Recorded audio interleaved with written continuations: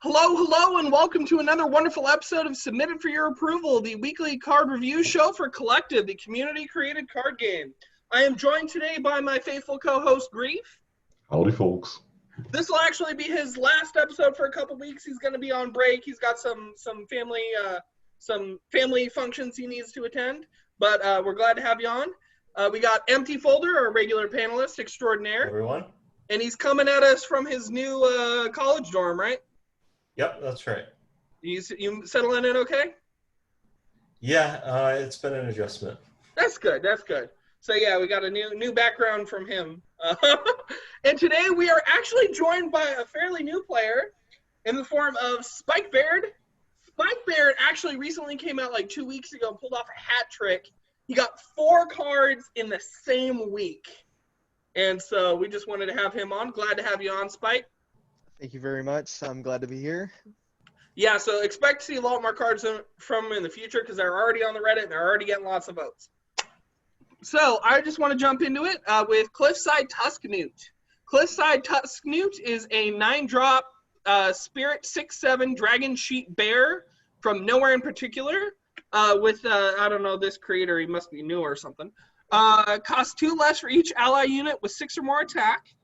And units in your hand cost 2 less for each ally unit with 6 or more attack. They cannot cost less than 1.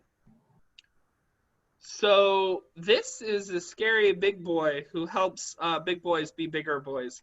This art is by Thetis, and he actually was doing a thing for August where he was drawing like a dragon a day. And this was, what was the theme for this one, Groove? What? Means August? Yeah, for what was the Dragon August? It was, oh god, I don't remember. Maybe Woolly? Woolly, maybe. I don't know. But anyways, he was doing a dragon with a bunch of themes, so a lot of these, because Thetis is such a sweetheart, ended up on our free art sheet. So this is a Grief card, so I'll actually let Grief do all the talking. Tell me what went through your mind when designing this card. I basically always wanted to play some of the decks that I love from games like Duel Masters. And there was a deck back then that was called that basically played a bunch of huge dudes with big drawbacks, and trying to reduce each other's costs so you can actually swarm the board with cards that cost like 13 mana plus, and just hit the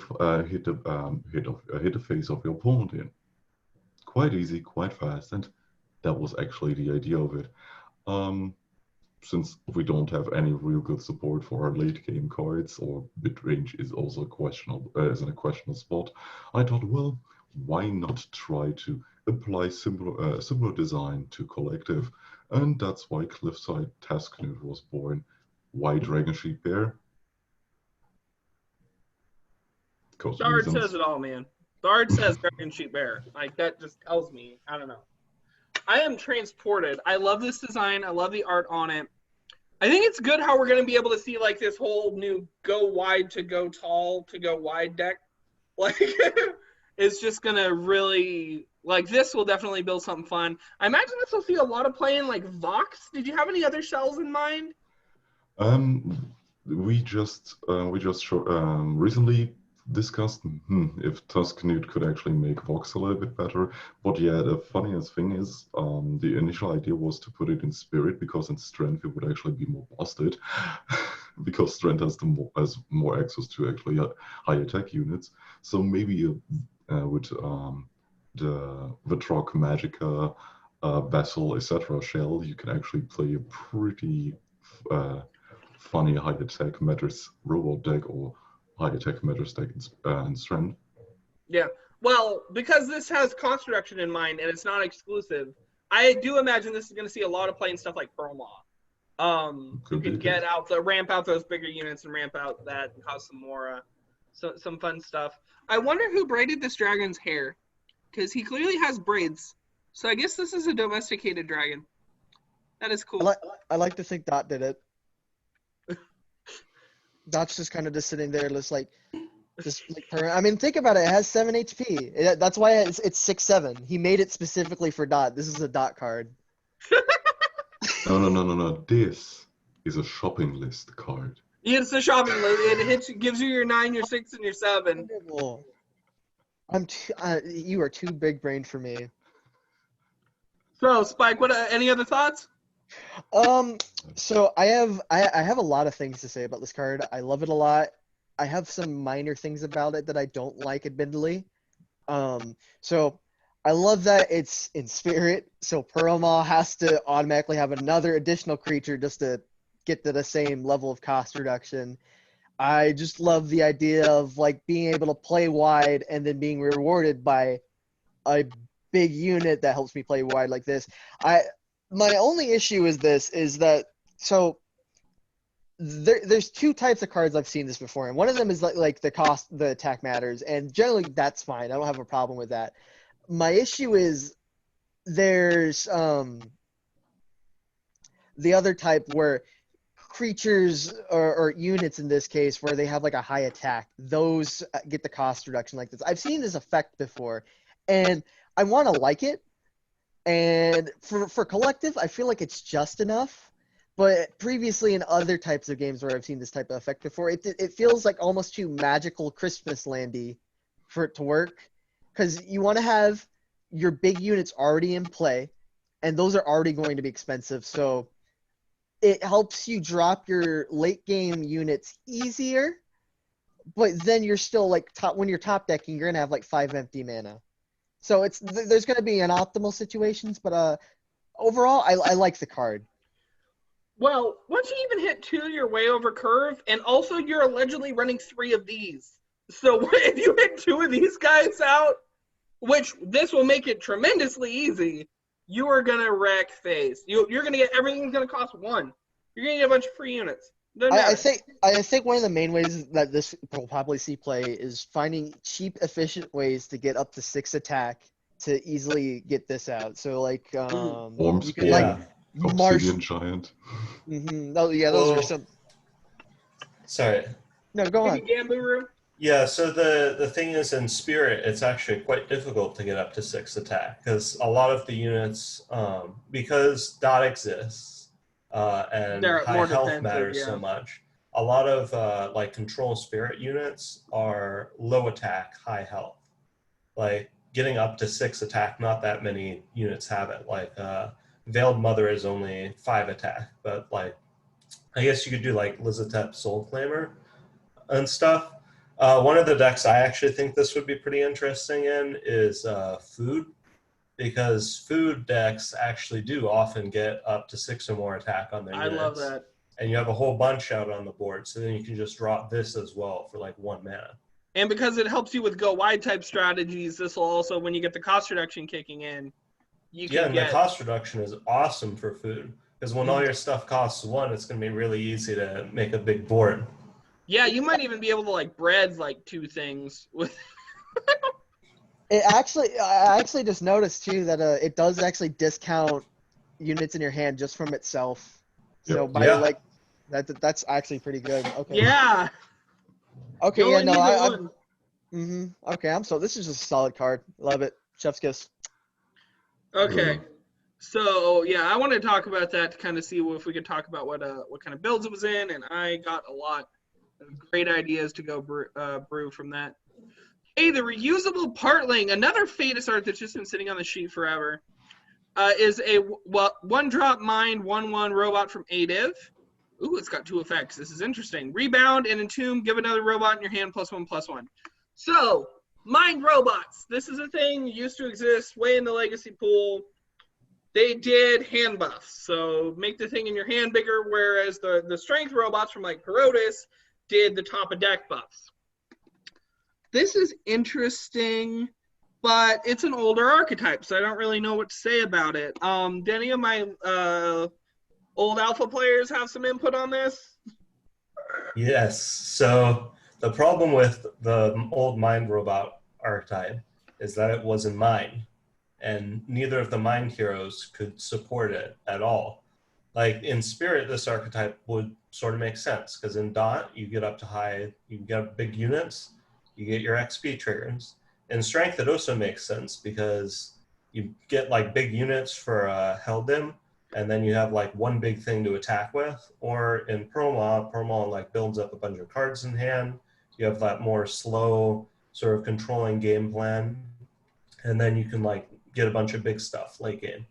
In mine, especially now with the vert changes, there's no hero that can support this archetype, because Ashgurdy, you want to have a bunch of units and be aggressive. You don't want to really spend resources buffing stuff in your hand. And Brick has no unit synergy, so you really don't want to be running this there. So I really think the robot archetype should stay in strength, and that's the reason I wanted to like talk about this card, because I like the design. Like it's pretty nice, but it being in mind kind of makes it an uphill struggle for this to actually see play. So, if we were really going to push this into something where an Ashgurdy would use this, it would also need like Agile or something to get it swinging to get your guaranteed Ash procs or something. Because that's the only like the place it could whole go. Robot archetype would have to shift to like be really swarmy. Yeah. Because how it sort of worked in the alpha is that you had like a bunch of, or like just a medium amount of big robots. And I played the deck in Ashgurdy, and it was nearly impossible to get your procs off. Okay. I see. Spike, what do you think of it? So, I'm not a fan of this card. I'm gonna be fair. For somebody who is coming into the game, I've heard plenty of stories about the older formats, and some of the various decks have been run around there. Grief's been a great lore keeper on that front, but this card, when I first started playing Collective and I saw some of the Mind Robot cards, and I was like, oh, this is interesting. I like the idea of like, you know, holding something in your hand. But in practice, you know, Empty pretty much described the problem with it, is that there's not really much reason to play Mind Robots. I mean, I would like there to be, don't get me wrong. And there's certainly some things that you could do that Mind particularly could have access to, but the affinities are a little bit muddied at the moment for me personally right now. So like you could probably shift this effect in strength and it'll be fine too. This feels like a card that you would see like into like 2 months after like a new standard had just brand new rotated in, and there was still plenty of like Mind Robots in standard. Not something you would see to be revitalize the archetype. Yeah, I mean, we got the 5 updated slots now. We should push this baby to neutral. Right? Because Rebound is a spirit thing. I don't know. Grief, you wanted to talk about this. You're the one who picked this one. Why did you pick this one? That's not true, it was me. Oh, are we out of order? I didn't. You are out of order. Oh. Which one did you pick? It's not the a next big deal. one. Oh. The next one. But yeah, regarding Partling, I personally am just of the opinion, let Adif die. The only real reasonable deck that they have actually going for them doesn't really care about their gimmick of swarming their hand and buffing them. I mean, Adif is basically just Rika, and that's it. A Rika combo deck basically amounts to more unit-based food deck, and we already have a pretty potent food deck. We don't need food with robot tribe on them. Let's be honest. Okay. So I'm gonna jump over to the next one. Peer into Flesh with this nightmarish pixel art by Spike Berd. That is scary. This is a Spike Berd card. And so this was your pick, Grief. Yeah, because I like board vibes. You bastard. Peer into Flesh is a 5-drop spirit action from nowhere in particular with a really, really cool flavor text, and units get -3/-3 until end of turn. Oh, so this is a board wipe. But yes for Dat, like, or is that the idea? Am I reading this right? Grief, I know you want to talk about this, but Spike Berd designed this card, so I'll let Spike Berd talk a little bit about the process. Okay, so from top to bottom. So first of all, this originally was designed as almost as pretty much a joke response. I was talking with Aiden on the Discord, and there was a comeback DC, where people were like, printing back the, cards that you come back from, and then just like, well, somebody should just print a board wipe because that's technically the most comebacky there is. And I was like, you're not wrong. And so I jokingly submitted, I slapped old pixel art that I had laying around in my folder. This piece I did like over a year ago, and I put the text on it. It was originally 6 cost, and it got voted up pretty highly. And then people got upset that it wasn't really exactly a comeback card, and I'm like, yeah, you're not wrong. And so that it got disqualified. And this time it got in. So I just really don't think there's that many good board wipes really in just in collective really. I guess Mind has pretty potent ways of dealing with it, and I know that technically we got the 13 cost board wipe, but no one's playing 13 mana cost board wipe. So I figured that something that doesn't deal damage, so it doesn't proc with like rage and stuff like that, and a reasonable amount of shrink for the cost. 3 HP seems to be like a good cutting point between medium and the big meaty creatures and stuff like that. And it's all temporary, so it's a board wipe that you can come back from. But other card games have done something like this, so it's just nice, flexible, gets around things. I do like that this gives Dat a tool that he needs in a way that he can be better control, and because he's not gonna lose stuff from this, and they're gonna get back bigger. Also for Dat, this is a fog, since it reduces their attack. He's not gonna be taking as much, he'll be able to tank hits a little bit better. So that I think is really cool, but I can also see this thing having a place in Marie and not Baluk. Baluk does not want this. Baluk wants to keep his guys and keep them coming back. Because this will kill my Unburial side. I don't want to run that. Grafe, what's your thoughts? Baluk could actually run this because undeads usually come back. Yeah, but my Unburial site will go away. Yeah, who the fuck cares if you already dropped an Unburial site that you can also nuke your own Unburial site to the point where, oh yeah, I've got my value out of it. Most of my shit in my graveyard already has Agile. We really need to nerf that damn card. No! But yeah, this is a stacks type of board wipe, and I love Fallout already. And I really want to see more, not hard removal board wipes, but more stat reduction board wipes, or stat reduction effects in general. Hashtag reprint CC. So yeah, this will be this is interesting. Empty, what do you think about this? Yeah, well, my first thought with this is comparing it to Forest of Cinders, which is the other 5 cost spirit board wipe. So the thing about this that makes it very interesting is that you can actually build your deck around this so that your units always live.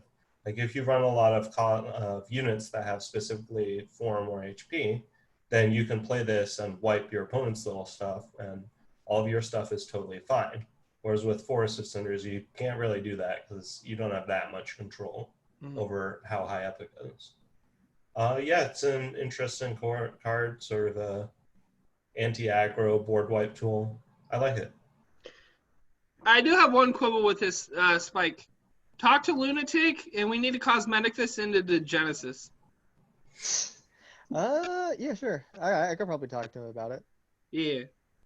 Okay, and this is your pick, right, Spike? Mm-hmm. Cornmeal's always doing amazing work. Oh yeah, the one with the Dia art. Didn't we talk about this last week? Did they change it? No. Okay. So we'll just did I pick a card for You're good. We'll let you talk. That's and then fine. We'll just pass on this one.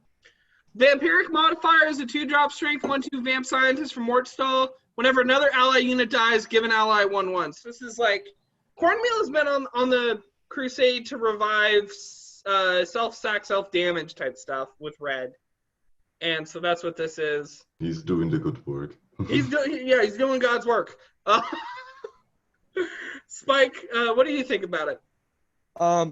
I love like in Magic the Gathering, I love cards like Carrion Feeder, where you could just like pop a bunch of creatures and then just give it a bunch of +1/+1 counters and just swing in for a bunch of damage. My one big issue with this card is that it can give itself, it can buff itself. And it is spooky, and I know that a lot of collective players do, from my gathering, do not like it when you can have a card that can grant stats to other cards, and it be able to buff itself can be a little bit on the this is just gonna stick on the board, isn't it? Like the nerf that got in this week for Dwarven Chariot, not Chariot of Galace. That was another example of like one of those cards that it buffed itself, and we all pushed the fix that it doesn't buff itself, and that's my main issue. Other than that, I love it. Glowstone Mine just got unnerfed. Play it with that. You're gonna have a lot of fun with it. I know you will. And if it doesn't get this week, just make sure that you make it that it can't hit itself. Otherwise, love this card. I'm surprised it's been done before. I think y'all are overreacting. Like, if you're running this in Glowstone Mine, it would in Magic. Maybe you would be concerned about it being self or other. We have a board cap, people. We need to, like, if you're having this, you need a unit that dies and a unit to buff. I think that's a bit too much. I think it's fine the way it is. I'm not judging this thing. I disagree. I think this is extremely strong. The fact that it buffs itself is going to make it so hard to remove. And with Glowstone Mine coming back, that was like Self-Sack's best card. Obviously, it's not as good as the very first version, but it's still going to be actually runnable now. Mm-hmm. I think this will make Self-Sack come back with a vengeance. Because like you can just run this as your only 2 costs, and then do Martial Promotion to always get it out. And then you can have like 2 of these on the board with 2 1-drops. There's really good stuff you can do with this. And it will spiral out of control very quickly if not dealt with. Okay. So that was it for our accepted submissions. Now for our active submissions. Grave Rave. I didn't actually check where this was on the Reddit right before the show, which I probably should have. When I had put it on the list, it was fresh. So I think it's at like 18 right now. Really? I love that. Grave Rave is a 5-drop spirit action from Karchar, a cooperation between Plopka and Tahazar. Destroy all units and return them to play. That is beautiful. The art is beautiful. The effect is beautiful. Plopka's style just, I don't know. Everything about this package is wonderful for me. You need a lot of entombs to get this to work. What do I want to happen at the end of this? Grief, I guess we'll let you start on this one. Maybe, just maybe, we're looking at the return of putting Ronin into spirit decks again. Oh, yeah. Ronin. No, but that would be like, sure, that could be an option. On the other hand, we have the Spire in Spirit.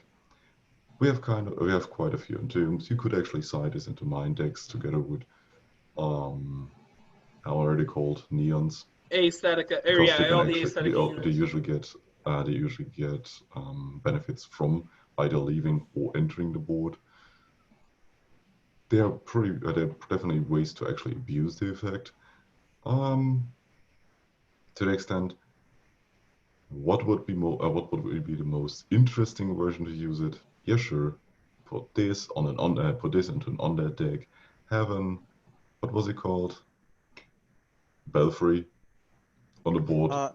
Wipe your board. Return your board. Everything gets buffed. Yeah.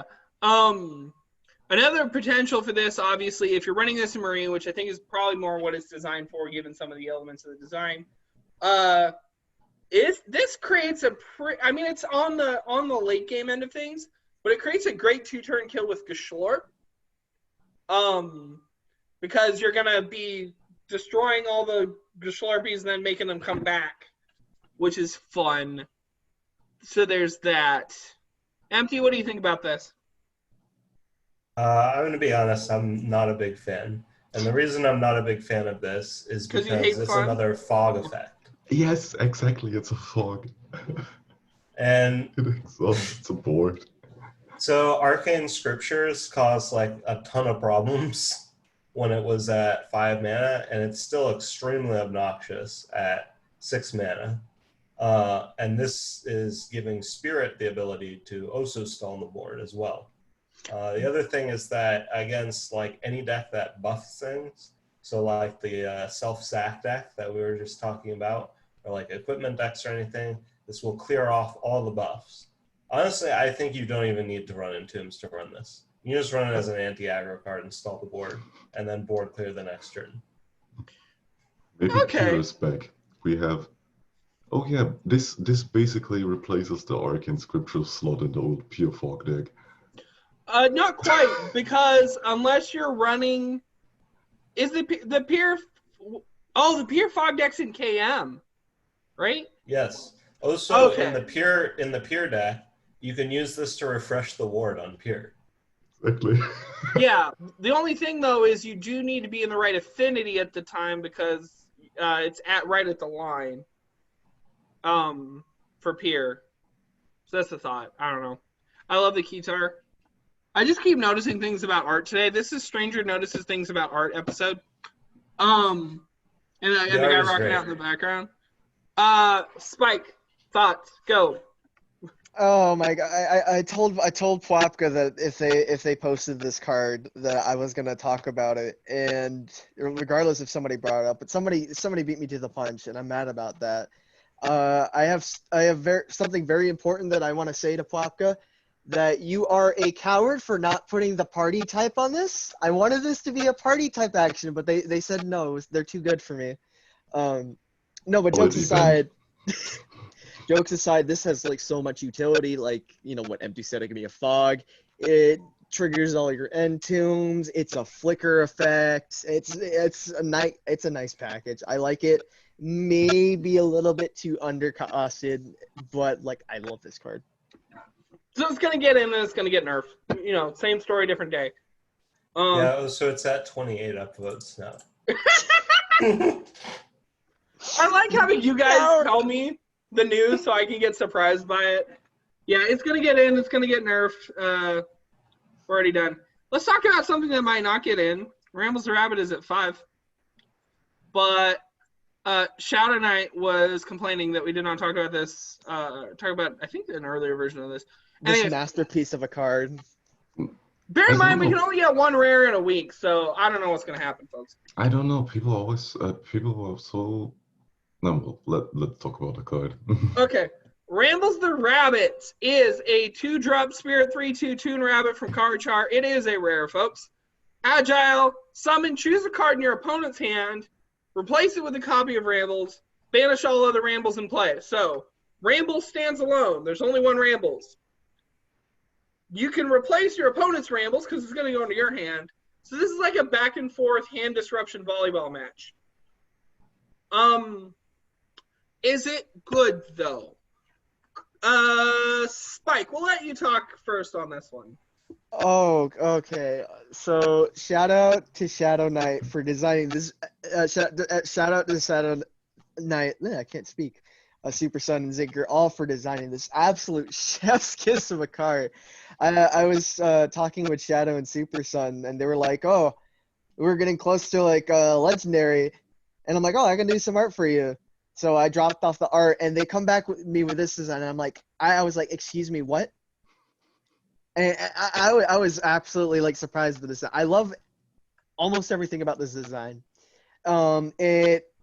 So yeah, it's a volleyball match, but you're gonna get the first pick anyways. So this replaces the card, by the way. It doesn't discard it. It doesn't put it in the graveyard or anything. Like it just replaces it.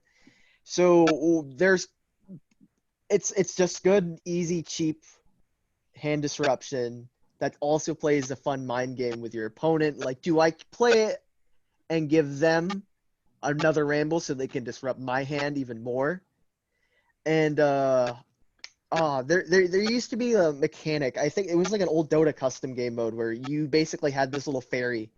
No. It was a board game where you just basically had a fairy that would just travel around, but every time that you used it, it would give you an item, but then it would go to somebody else. So you just basically had to think, hey, do I want to stop doing this? And I love mechanics like this.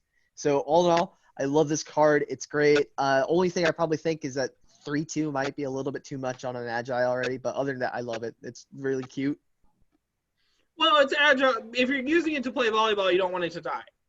Fair. Then again, I guess it still lives on in people's hearts because it'll be in your opponent's hand at that time. So maybe you do want this to die.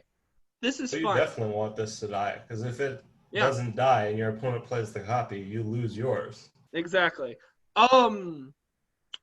Also interesting about this whole thing is, so yeah, you're just gonna like flood the board with Ramble. This should have been like a Lego. Like the fact that this is gonna take a rare slot if it gets in. How's it doing right now on the boards, guys? It was 5 when I last looked at it. While you're looking that up, Empty, tell me about this card. What do you think about this card? I think it's quite good in aggro decks. Because like against control, what you're going to be hitting with this can be like very valuable for you. And if you're like ahead on board and you start playing this volleyball match with your opponent and they're like wasting all their mana, essentially getting rid of cards in your hand, and your hand is just like a bunch of random 1-drops and crap, that's a great situation for you. Because it means they're wasting their mana playing Rambles when they could be actually playing something that would help them take back the board or clear your board. Yeah. So yeah, I think it's quite strong. It's also good fodder for a mass because it gives you a 3/2 agile. The summon doesn't matter. And actually, it is quite good in mass because then it won't be Rambles anymore, so your opponent can't get rid of it. Well, the mass will clear the summon out.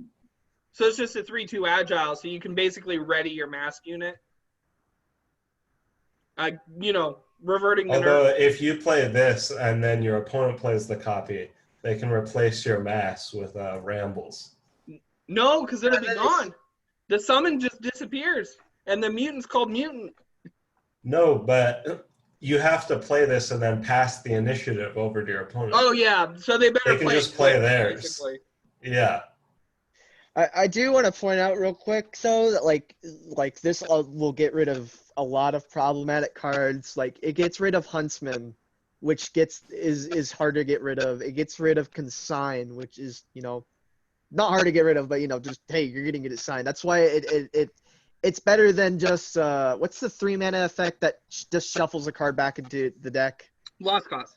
Yeah, Lost Cause. Like that's what I think is the big plus about it, is that they just lose the card. Yeah, well, it's disruption that you can run in an aggro deck and is good there, which is like huge because aggro decks usually can't afford to run disruption. The other thing is like it's interesting with the affinity system because they have to pay 1 more to do it if they're off affinity. So in the mirror, this is weird, but like in most matchups, it'll really help you out. I didn't even think about that. Okay. Yeah, the funniest thing about it is actually people were talking to me, okay, yeah, you will hate the card we're talking about this week. Why? I like Perplexing Chimera. Yeah. Because this is Perplexing Chimera, let's not kid ourselves, and it's definitely pretty good as a hate bear. This will actually make aggro great again, so at least that's that. Super Sun will probably be proud. Oh, the Super Sun! This is a beauty of a card. Credits to everyone. I have an artist. I've never been more happier to get a card with this effect on it.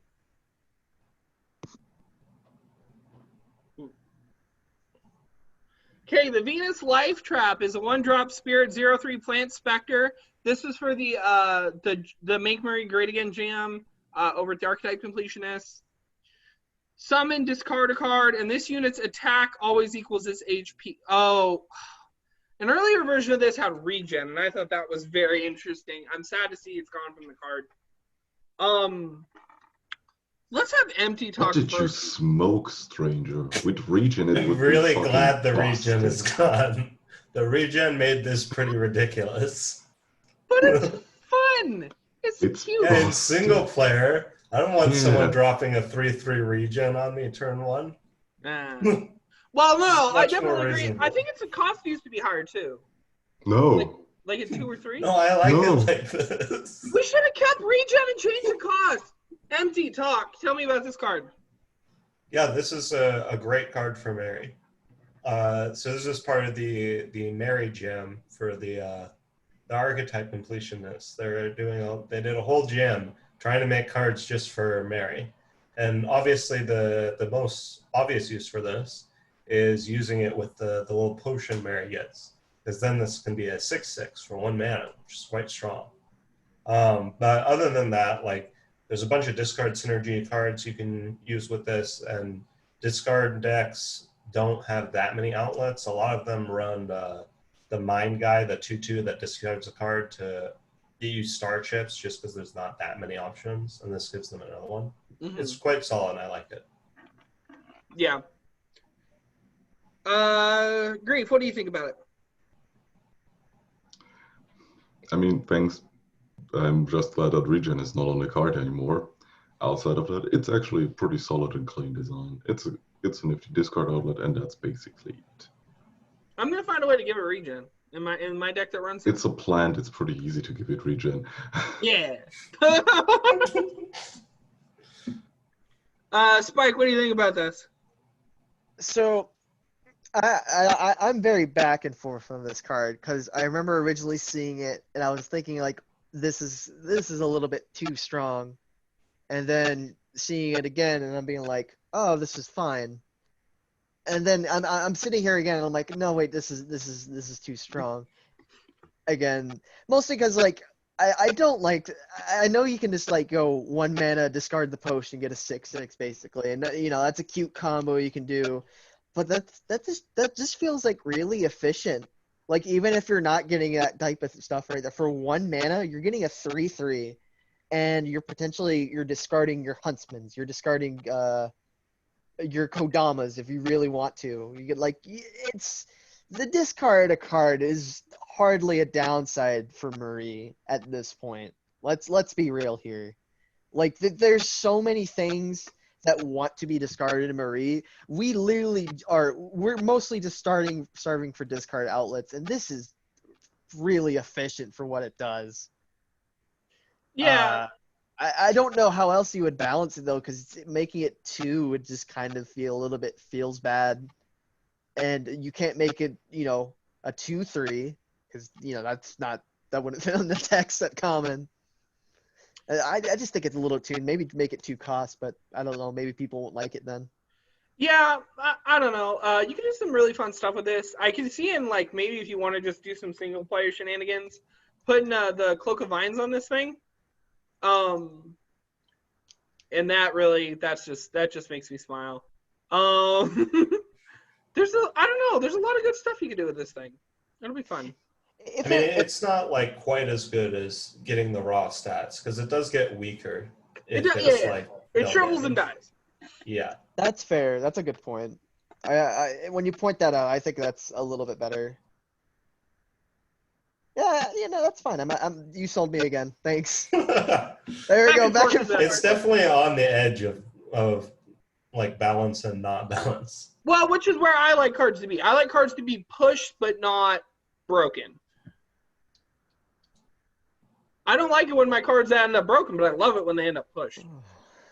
Marie's Pet Ghost. Want to let you know, this is for the jam, just in case you're wondering. It's a fun dead, folks. Yeah.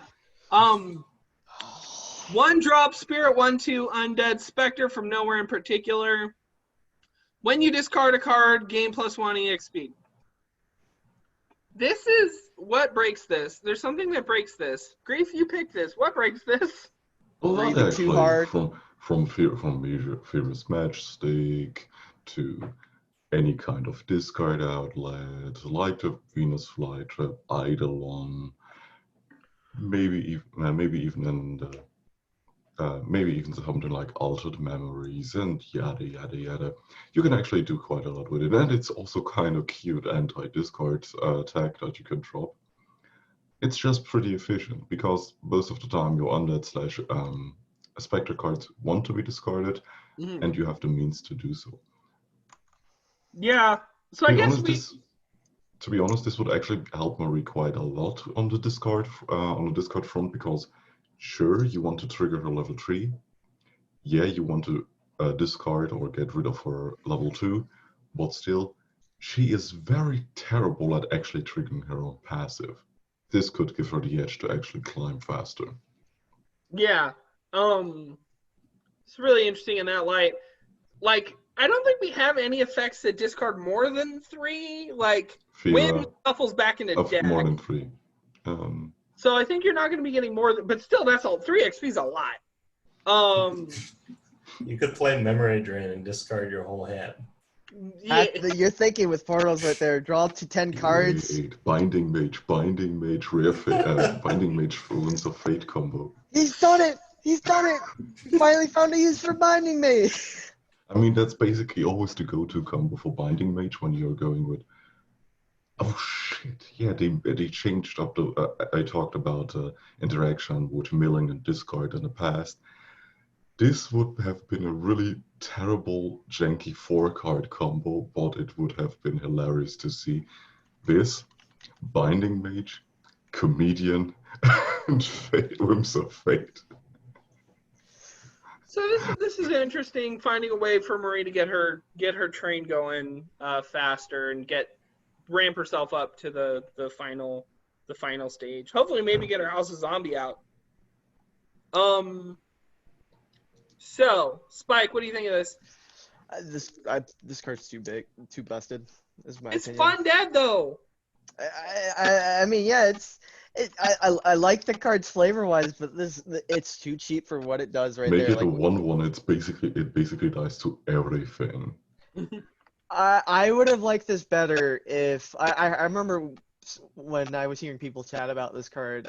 Somebody made a suggestion that it was like the first time you discard a card each turn, No. as opposed to because like right now, like I know some packages for XP they run like Lizathep Channeler, and Lizathep Channeler is a fine card, and no one else can tell me otherwise. He's a good boy that channels all day. In the past. Pre-nerf He got nerfed.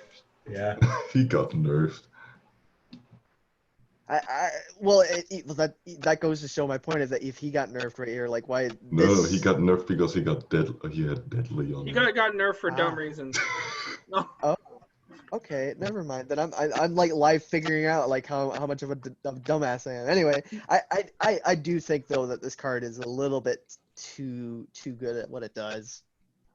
Yeah. Like, maybe like at a 1/1 or like a 0/1, but like I don't. I just bumped the cost a little bit. Like I needed to survive, but maybe get it out later. Fair.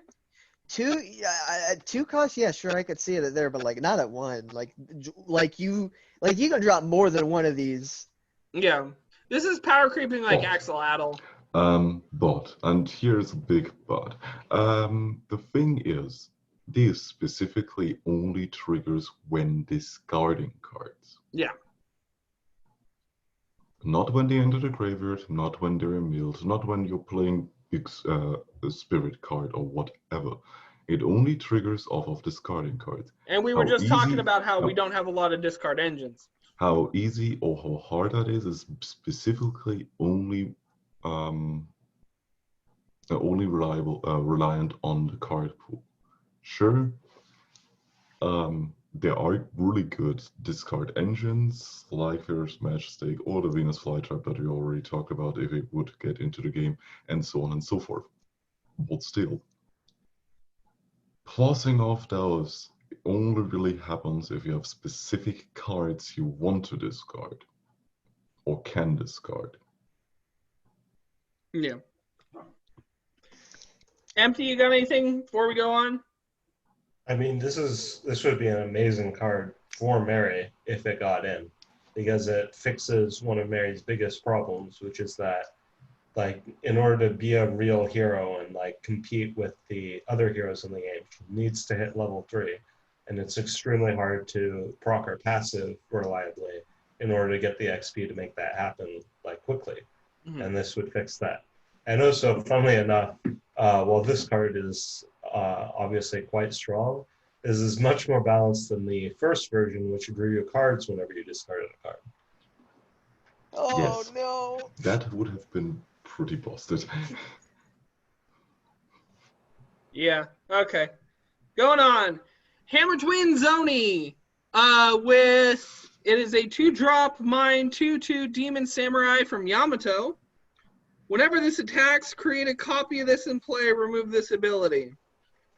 So it will. Hopefully, you will get a bunch of these out. This is like blue aggro. Grief. Yes. What? There are 2 versions of that card on the subreddit, and I prefer the version that is not a collaboration between Dia and Taza, because the second version is a 3/3 for 3 that only puts a maximum of 2 units on the board. This actually helps out Blue Swarm back into aggro. Sure, it's not twins anymore, but at least it's a 2/2 for 2 that helps actually establish a board and maintain it for over multiple turns, similar to this very specific goblin that we nerfed to stone.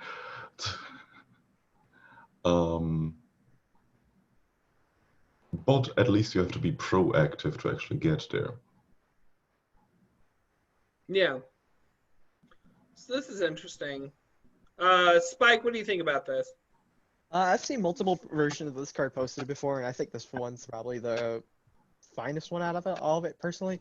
I saw some people saying that, like, it might be a little bit too overstated, and this used to be like a 3-mana 3/2. It still didn't, like, the copy still didn't have the ability, so that was still common.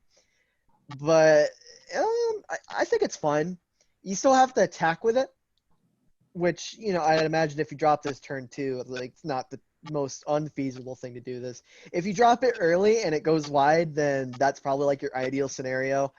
But considering we also have cards like, you know, like mana infestation going on right now, also 2 mana, which that admittedly does require a bunch of other cards to set up right there. I think this is another good way for, like, Ashgerty to get her procs in, if slowly. It's a very slow, like, token generator that needs a clear board. Still, good drop. I like it. I do think it would be interesting, not only for balance reasons, but also for Ashgerty in particular, if it created the copy attacking. That's what one of the original versions was originally, if I remember correctly. Yeah, because, I mean, the idea is to get multiple procs off Ashgerty, but this version could just die. So I don't know. Empty, what do you think of this? Well, that would make it quite strong if the copy came in attacking. Also, there would be the problem where, like, some people would think that, oh, the ability would chain because each one is attacking, and that would trigger. And you'd have to, like, put something in to say, like, oh, it doesn't chain. Yeah, I can see that. I think this current version is, like, maybe a little bit too slow to be, like, really strong, because you have to wait a turn between each attack, like you were saying. Yeah. It's a fine card. I think the balance is good. I don't know. So we'll see on this. How's it doing? 11, last I checked. So we'll see how it does. Wrath of the Tyrant. So this is still on your picks, right, Grief? Yeah. Okie doke. So this is Grief's last pick. Oh boy. BGG. You know I cannot go 1 week without shitting on someone's design. Hold on. Okay. Let me read cards for people. Breath of the Tyrant is a 3-drop strength action from nowhere in particular because we don't have a Dragon Realm for some reason. Except, I guess, Talira, kind of? I don't know. Yeah. Deal 3 damage. I'm going to read this out the way it's actually effect works, because some of you might not have been able to parse this. It took me a minute to parse this. Deal 3 damage. If your deck has 30 or less cards, herald 1 and deal that much more damage. If your deck has 20 or less cards, herald 3 and deal that much more damage. If your deck has 10 or less cards, herald 5 and deal that much more damage. So it only does one of the 3 modes. It is very hard to read. Okay. I can't parse I didn't take the time to read this before we started, so I'm gonna let Grief whine and complain a little bit, and then I will catch up with you. Okay? This card doesn't work on so many different design levels. First of all, the text, which is a glaring issue because it's actually, yeah, sure, it would be clear for someone who looks at a card for more than just 10 seconds. But on the other hand, it's pretty unfriendly when it comes to actually applying that to your, applying that for a digital card game. Sure, you could actually do that with having a tracker on the card where it actually says when and how it actually instances your cards, how many cards are in your deck, because sure, we have a digital card game where it's easier to get our information by just hovering over our deck, but it's not something that a player actually intentionally tracks outside of a deck where he tries to find a specific balance for card sizes in his deck, etc. Sure, the Tyrant archetype, regardless of how shit or problem it actually is designed technically, is such a deck. But it is a well-established fact that a 10 cards or less or Tyrant-ish archetype is a failure in itself. It's a direction no one really wanted to take dragons, especially anymore. Herald is too slow if it's not paired with scouring or card manipulation. Your deck management, if you really want a low-sized deck, you're not playing that for the dragon payoff. You're doing it for specific other payoffs, like being a dreamer or other ways of self-milling, or even in undead decks where you just mill through your deck because you fill your graveyard, not just because you want to hit a marginal payoff that's completely useless at that point when you're not keeping care of your board, regardless of if you're dealing 5 damage or so into the face of your opponent, or 13, whatever. But yeah, this card is so damn into the wall. It's so damn driven into the wall where I don't really know why are we actually trying this direction anymore. Back to the sketchboard. Let's find a new way to take the bloody Tyrant archetype in. Does Strength... Are there any precedent for Strength having like direct unit-based burn like this? Isn't this like a gross violation of how we've been working affinities? Yes, it basically is. We even nerfed Permos level 2 because it actually was a similar effect in the past. Because it could actually target face and units. Yeah. So I don't know how I feel about this either. It is so hard to read and maybe it's not hard to read for you or me, but I know it's very, very hard to read for people who don't play or who, are newer. And this templating is just a mess. The effect is a break. The effect is not that interesting. Yeah, I'm sorry. I think we need to find something different for the Tyrant to do. Spike, your go. I thought I was the only one who was actually trying. Okay. So when I first started playing the game and I was going through the single player mode and I saw the card that's like if your deck is 10 cards or less, then you make a bunch of dragons. And I'm like, that's a weird thing to care about, but I thought it was like a one-time card thing. And then I saw that it's an archetype and I'm like, oh, I don't think it's good design that your deck should care about your your deck size being a specific size. Like, I like to think that the medium that we're in should complement the game designs, not replace them. So if I wouldn't design a card that I wouldn't be able to play out in Magic for the most part, like obviously like random effects, like get a random card, like those cards you can't play those on like a physical card game, but Yeah. like stuff like I'd imagine if I was playing this in a paper card game, that means anytime I wanted to check how this effect is, I would have to constantly count how many cards were in my deck. And that thought alone turns me off from this card.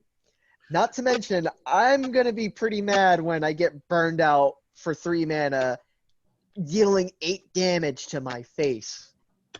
Yeah, I think this has a balance issue. I don't mind because this is a digital card game having effects like this. Like Fateful Hour was a mechanic in Magic that was kind of similar to this idea of if you're right on the line, if you're closer to death, in that case it was damage, in this case it's milling, kick in for extra. Oh, dragons are a weird flavor for that. I don't understand the flavorful connect at all. I think Fateful Hour-like designs are a great design space. Banking Fateful on this, Hour was not a good. I'm sorry, Dara, but Fateful Hour was just. it needed some. I think it's a good space. I just don't think it was tapped well in Magic, and I don't think this taps it well at all. I will defend the idea of maybe being able to make cards like that, but this ain't it, bro. That's my thoughts on this. It ain't good, Chief. It ain't good. Fateful Hour wasn't good either. I think there's a way to do it. It just ain't this.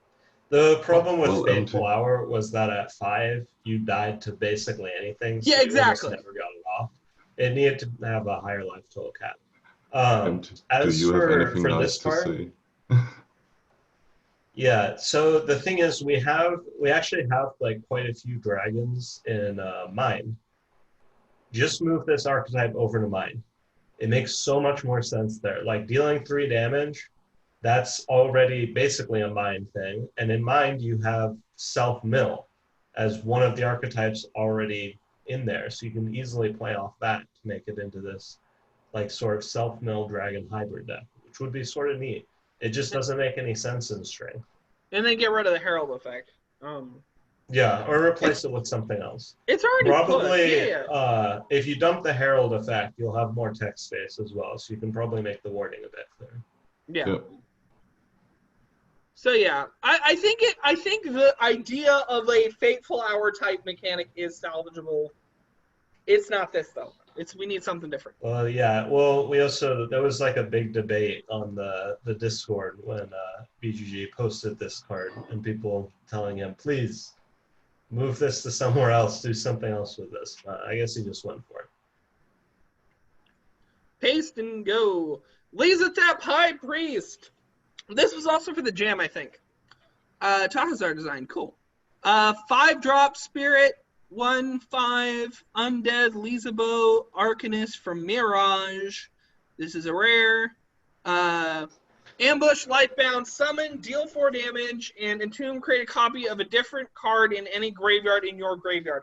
I love that Entomb. I'm all over that Entomb. That is so cool. I would not be disappointed if this was our one rare that got in. And it's got Lifebound and Summon, deal 4 damage. This is just... I'm loving this package. Who picked this? I think it was me. I don't remember. Empty. Am I supposed to love this? Because currently I love this. Oh, I think it's a bit too strong. Yeah, maybe. It's pretty pushed, and I like it for it. Especially, well, I guess with Marie and the kind of shenanigans this could do. I mean, the Entomb basically says your opponent can't kill this to disrupt your graveyard combo that you're trying to do. Yeah. Or you can use this to revitalize an older time it got killed, because if you're Geschlorp's at the bottom, you got 3 cards, do this, and then Geschlorp's on top now. I think she needs an effect like that, because, I mean, there's not enough banished stuff from graveyards. I tried making a card like it. Didn't work. I think Spike tried making a card for it. Spirit Breaker just got in, so you can Spirit use Breaker that. got in, and that manipulates it a little bit. That's who I was thinking of. Sorry, Spike. No, you're fine. But yeah, we got a couple tools like that, but we need more tools to do graveyard manipulation.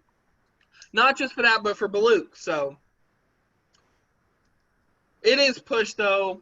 Now that you guys say that, I am kind of seeing it. Could use some numbers tweaks maybe. This like ruins any aggro deck. Like, good luck getting through this.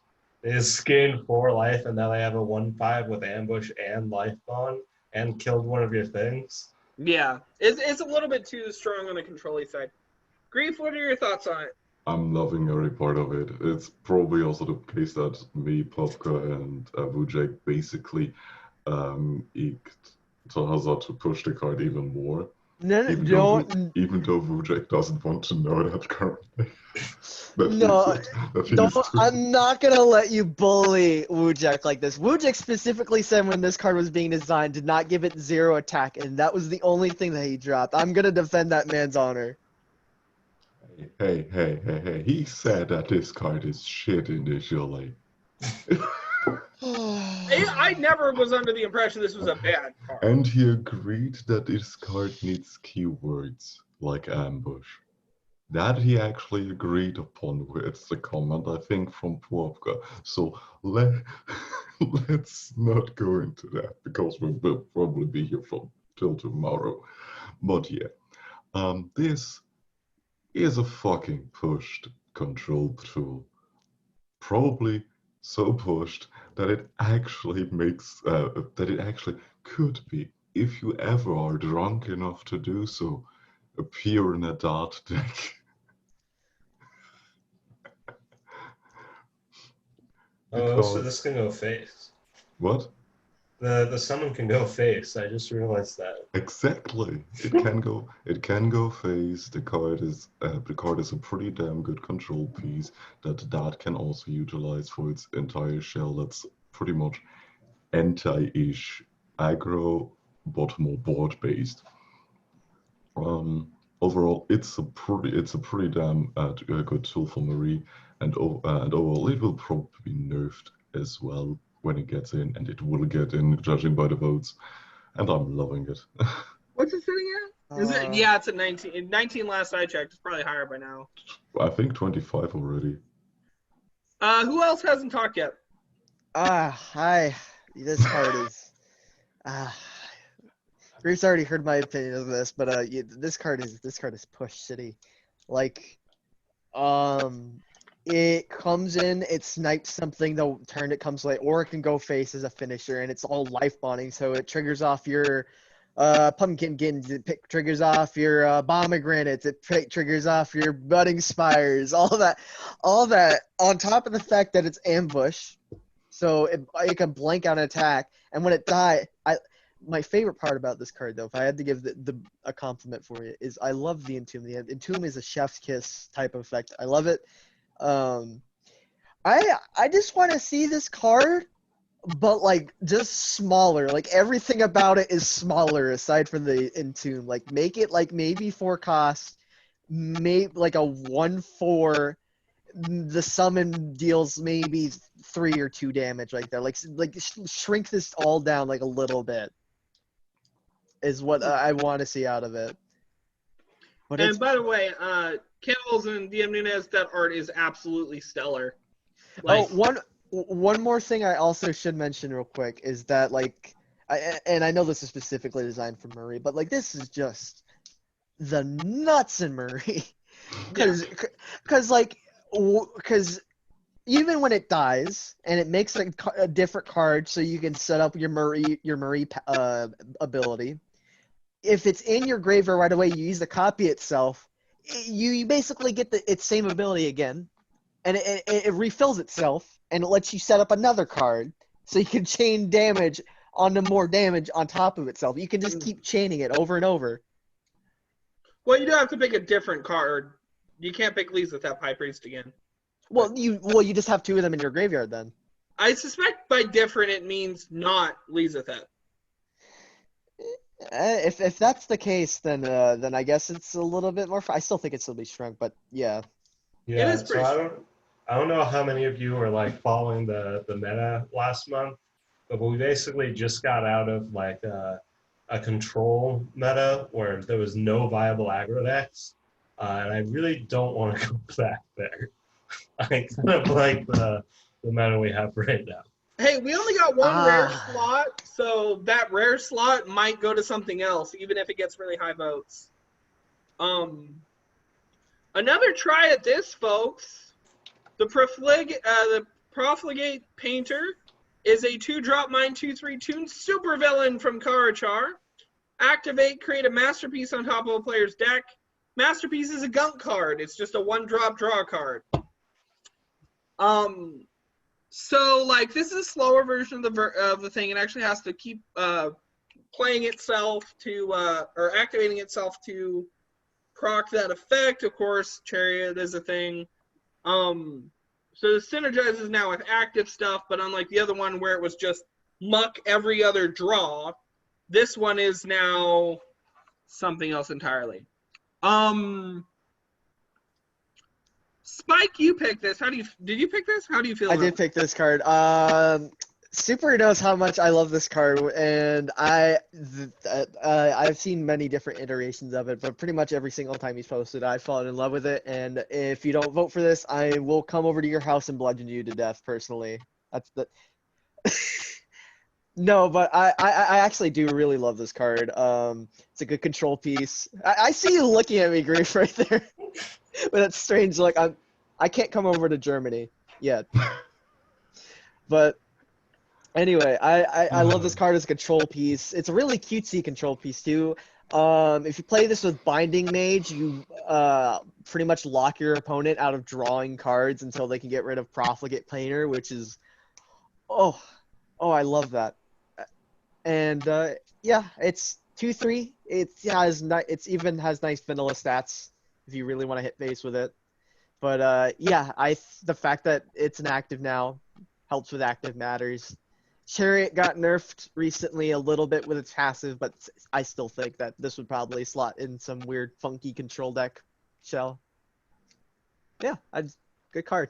And I love the artist credits on Masterpiece. Yeah. So Grief, counterpoint. What's your issues with it? I don't have any issues. I'm actually currently contemplating how to break it. Binding Mage. No. Yeah, the break is pretty easy. No, not just Binding Mage. You're putting this together into a deck with Binding Mage, with Tinfoil Through. Now the cards cost more. You're also playing this together with Psychic Split, so you actually have to force them to play actions instead of units. And since their actions are like probably tokens that are too overcosted, you're probably locking them out for the turn. Oh. This is why you have to vote it in, folks. This or right just here. make it so they can't play the thing they need to draw, right? Psychic Split going the matter route. Oh, that's too good. I don't know. Like, it's just a hard lock. Hard locks are boring. No, and it's not even hard to set up. It's really easy to set up. I really prefer the original version of this because you couldn't instantly lock out your opponent turn 3 with a Binding Magician. Yeah, I don't know. I think it's non-interactive and unfun. I don't think there's really much more to say about it. You guys like it. You're only playing single player. Yeah, but I'm playing multiplayer. I don't want to deal with this. I can look out for the. Okay, whenever my cards get broken, I'm like, okay, you guys need to nerf them. I get it. You're ruining my fun. Whenever stuff like this happens, I'm like, okay, we got to look out for the multiplayer people a little bit. That's not fun. I don't know. I love this card so much. This is how I know that Grief is a patrician, and also why I can't go to Germany. Buried Alive. Secrets of the Grave is a 4-drop spirit action from nowhere in particular. He's at it again. Yeah, Naz is back, folks. Yep. I guess. Yep. Choose 3 unique cards in your deck, mill them, then shuffle your deck. For those of you who don't know, this is actually a very, very close approximation of another effect in another card game, which will go unnamed. It does exactly that. So, like, this is really, really scary now. I run the Buluk Undead. I love the deck. I love just doing Coliseum runs back-to-back with it. I think this effect is busted. Because this gets me 1 Brute, one Big Maw, and, I don't know, Sporty Spice, just third thing. This might have worked when it was first submitted, but now it's just too frightening, I think, maybe. I don't know what to do with it, honestly. Because the Undead deck is about cheating and mana cheats. I perfectly know what to do with it. You are playing it in Undead deck and actually put a discard shell into it. Because okay, I know that, but I think I don't know if this is fair. Not a discard shell, more like a reshuffle back to deck shell. You need only 3 or 2 copies of Dreamer and 3 copies of the fucking Orchestra. Because Dreamer cannot hit a Dreamer because he cannot mill a Legendary Nightmare. Orchestra, when it actually is milled due to Dreamer, because you can actually choose 1 Orchestra, 1 Dreamer, and probably 1 of your Undead targets, or even the Huntsman, because he also triggers when he's milled. No, yeah. Mill your 2 Nightmares, Dreamer hits the graveyard, hits 2 more Orchestras. Now, both players shuffle 3 cards from their graveyard and from their hand back into the deck. I hate this. So, like, soft locks. Okay, so never mind. The Undead thing was the fair version of this. The fairest thing you can do is Big Maw, Brute, and the Huntsman. Everything else you can do with this is just so much worse. Okay, because we have the effects we have, you have to see this in a different light. I don't know about it. I don't know. There's so many busted things you can do with it. Yeah, like Entertainer too. You could do this to get 3 2-1s by milling 1 Entertainer and then Dreamer, and have 2 other Entertainers in your deck, and you get all 3 of them in play. You mean and that uses Jester. 2 of your slots. Jester. So you get Huntsman too. Exactly. Oh, man. It's a 5 mana, deal 2 damage, draw a card, and put 3 2/1s onto the board.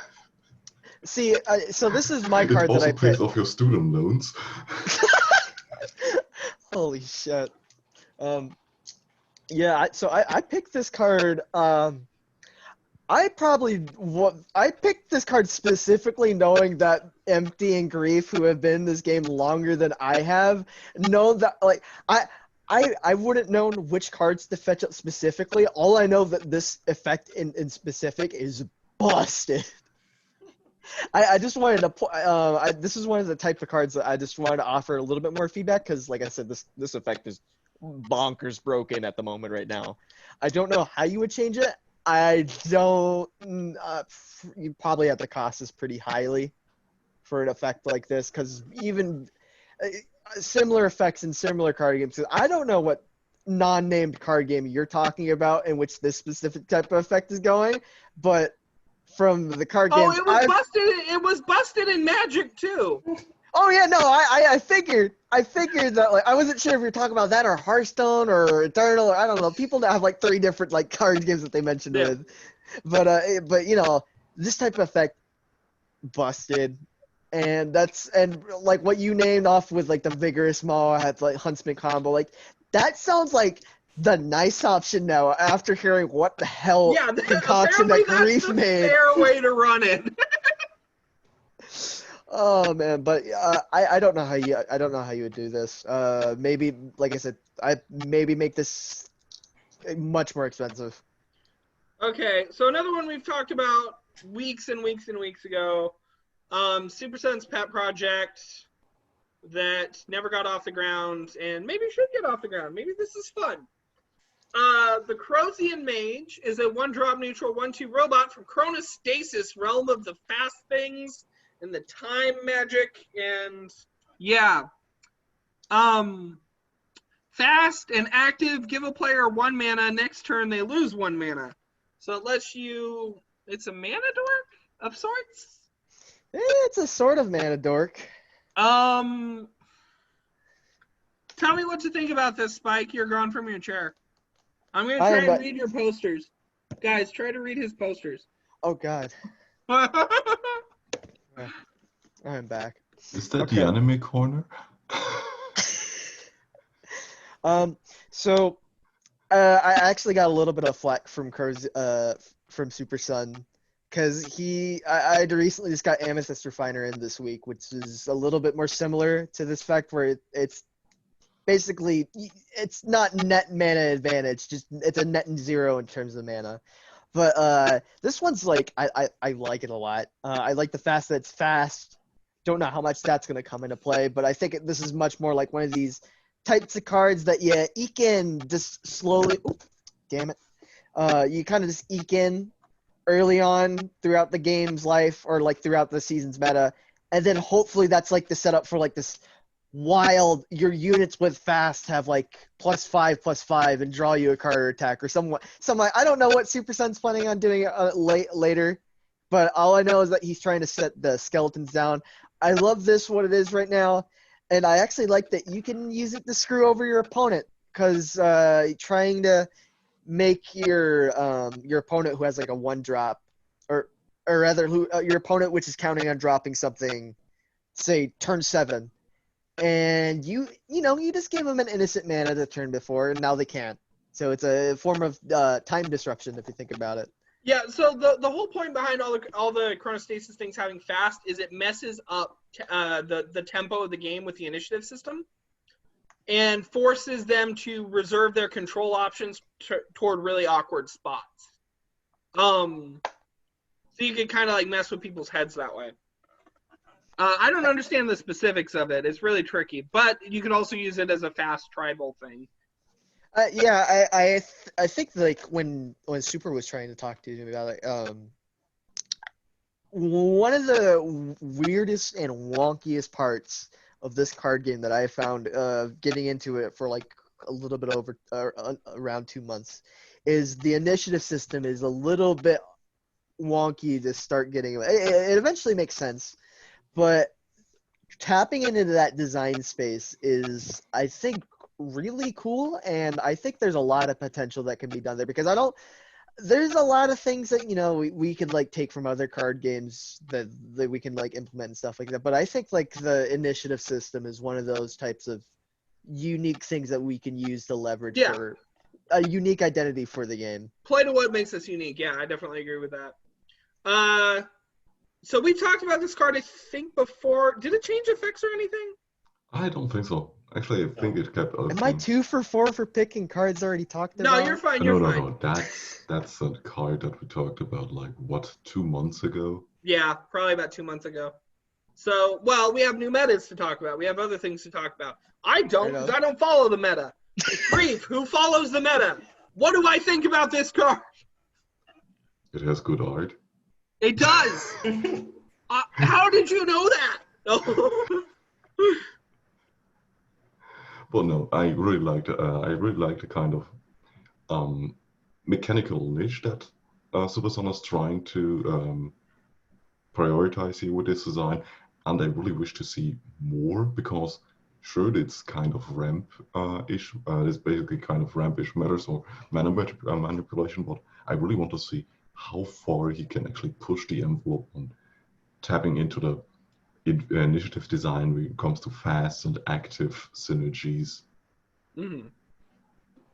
Yeah. Em, do you have any closing notes? I'm really unhappy that we haven't gotten any Chronostasis cards in. Yeah, I want to see us explore this design. I actually love this realm. Playing with the initiative system is something that like very few cards actually do, and it's something like when I'm playing multiplayer matches, people misplaying with initiative is like the #1 mistake players make. And I love having like a realm and cards that specifically make you care about the initiative system and make people think like, oh, hey, this is something I can actually use to my advantage if I play with this right. So yeah, I love this realm. I really want to see more cards from it. Okay. So I think I'm gonna close out the share, and we'll just go into our final bit here. You're a man of many hats, Spike, and I was very glad to have you on the show this week. It was really fun. Lots of interesting stuff coming up, and I'm glad to see whatever comes out of this week. I think maybe, and there's some potentially terrifying things that could come out of this week.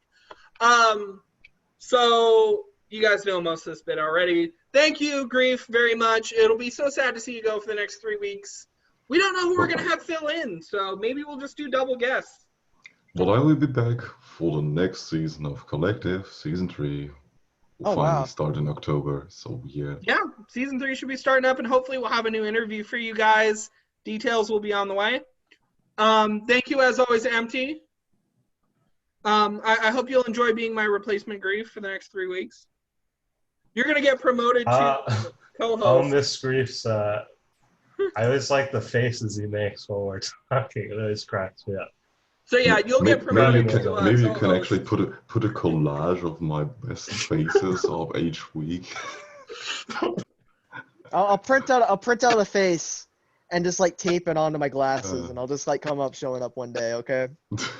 We're gonna replace you with a slideshow of like best Grief moments.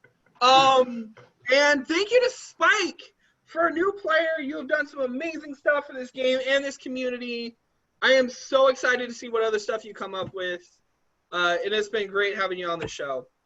It's been nice experimenting with the community over here. A lot of nice people to talk to and a lot of helpful designs. And there's one really quick thing. I like to say this, and this is for exactly one person who would care. Mole Day is coming up soon. So they should know who they are. Okay. Because they get ready to celebrate Mole Day. So anyways, don't forget your Mole Day hat. Don't forget your Mole Day hat, folks. Shit! So like, comment, and subscribe. Remind me why I'm doing this. And just keep on playing and keep on voting. Bye! Dude.